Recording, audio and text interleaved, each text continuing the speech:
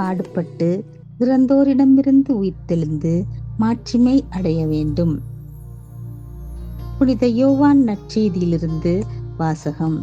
அதிகாரம் 14, திருவசனங்கள் 27 தொடக்கம் 31 வரை.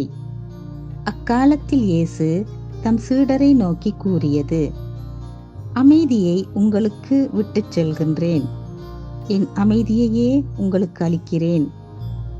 உங்களுக்கு தரும் அமைதி உலகம் தரும் அமைதி போன்றது அல்ல. நீங்கள் உள்ளம் கலங்க வேண்டாம், மருள வேண்டாம். நான் போகிறேன், பின் உங்களிடம் திரும்பி வருவேன் என்று நான் உங்களிடம் சொன்னதை கேட்டீர்களே. நீங்கள் என் மீது அன்பு கொண்டிருந்தால் நான் தந்தையிடம் செல்வது பற்றி மகிழ்ச்சி அடைவீர்கள். ஏனெனில் தந்தை என்னை விட பெரியவர்.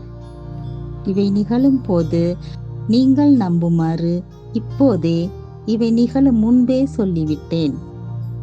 இனி நான் உங்களோடு மிகுதியாக பேசப் போவதில்லை, ஏனெனில் இவ்வுலகின் தலைவன் வந்து கொண்டிருக்கின்றான்.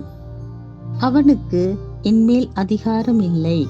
ஆனால் நான் தந்தையின் மீது அன்பு கொண்டுள்ளேன் என்பதையும் அவர் எனக்கு கட்டளையிட்டபடி செயல்படுகின்றேன் என்பதையும் உலகு தெரிந்து கொள்ள வேண்டும்.